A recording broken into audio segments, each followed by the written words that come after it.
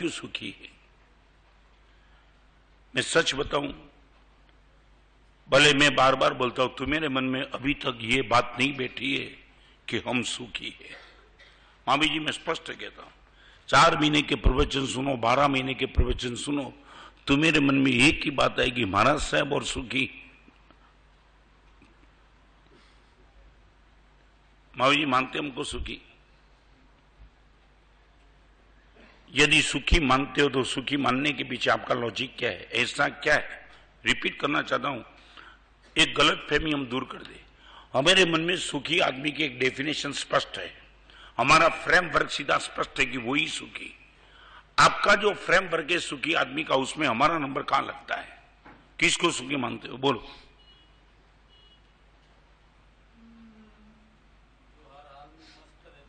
नहीं नहीं नहीं, ये तुम यहां हमारी भाषा बोलने लगे।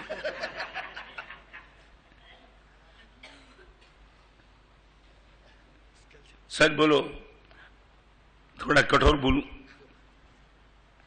ये तुम भले ही यहां बोलते हो, बाकी तुम्हारे मन में बात सीधी है। गाड़ी है, बंगले है, समाज में जिनकी प्रतिष्ठा है, गुडविल है, फर्नीचर टॉप क्लास का है, यही सुखी। बाकी तुम किसको भी सुखी नहीं मानते। आप 1000 बार घूम घूम के मैं बात करूं, तुम भले बदलते हो, आपके मन में सीधा ये फ्रेम है, सुखी वही आदमी के जिनके पास ये सब कुछ है। बराबर है ना?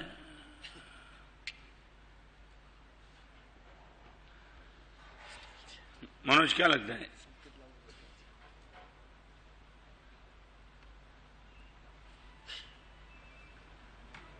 तुम मुझे नमस्कार करना चाहते हो, मगर मेरे जैसा बनना तो नहीं चाहते हो। दूर ही रहो हमारा साहब। हाँ? क्या है? ये खोखला जवाब मत दो। आप 100% हमें सुखी मानते हो। मैं ये पूछना चाहता हूं, तुम्हारे दिमाग में कोने कोने में बात बैठी है, और छोड़ो नहीं बात। आपका ही खुद का बेटा लाइन लेने के लिए पहले लाइन, किसी भी लाइन में जाने के पहले पूछे कि पापा कौन सी लाइन लूं, तुम कभी साधु की लाइन दिखाएंगे? दिखाएंगे? बोलो। सारी दुनिया की लाइन दिखाएगी हमको अवॉइड करके। महाराज तो साधु तो बनना ही नहीं। क्यों? यदि हमको तुम सुखी मानते हो कि महाराज साहब दुनिया का सबसे बड़ा सुख आपके पास है, क्योंकि यू हैव सेटिस्फैक्शन, यदि इनको ही आप सुख मानते तो निश्चित तौर से आपके बेटे को बोलते कि बेटा इसी मार्ग पे चले जा। किसको सुखी मानते हो? क्या है?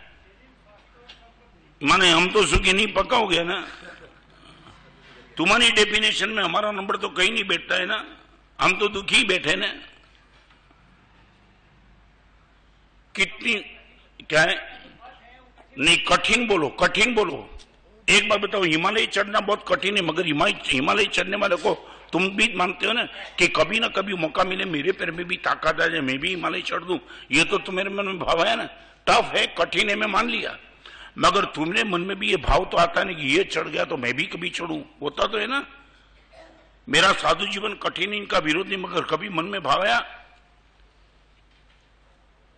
सच बताओ मावी, एक छोटी सी बात आज निकली तो बताऊं। तुम नई फैक्ट्री बनाना चाहते हो, नई, बहुत बड़ी, 200 करोड़ का इन्वेस्टमेंट करके टॉप, सब जगह ले ली, मशीन ले ली, और अभी बस मुहूर्त निकालने के लिए ज्योतिष के पास गए, और ज्योतिष को आपने पूरी की पूरी कुंडली दिखा दी, और वो ज्योतिष कि जन्म से लेकर के तुम्हारे लिए फ्यूचर की जो भी बात की, हर बात सच्ची पड़ी है। एक भी बात उसने जो भी बोला वो सब सच्चा निकला है। रिपीट करूं? बराबर है? आपने जो भी पूछा, जो भी बोला, उसने जो भी बोला एक एक क्लियर निकला है। वो ज्योतिष के पास तुम गए और तुमने बोला कि 200 करोड़ की फैक्ट्री का इन्वेस्टमेंट किया है, अभी मुहूर्त निकालो, और वो ज्योतिष बोले कि महावीर जी तुम्हारे नसीब में फैक्ट्री का उद्घाटन नहीं लिखा है, तुम्हारे नसीब में साधु जीवन लिखा है।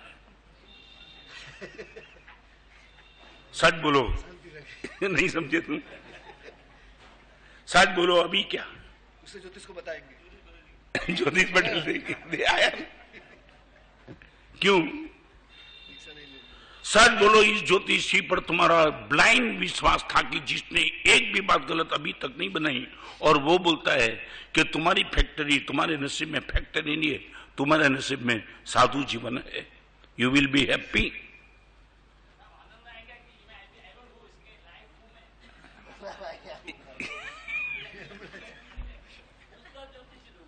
क्या है? ओके, 500 ज्योतिष ढूंढो, सब बोलेगी साधु जीवन ही है, फिर बताना ही बना।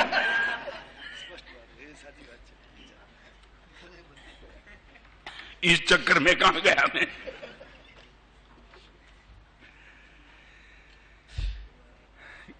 ऐसे लोगों के बीच में हमारा प्रवचन चलता है। नहीं, मैं दुखी हूं। आप साधु बनो ना बनो, आपकी मगर आपके मन में साधु जीवन के प्रति जो एलर्जी है ना, वो बहुत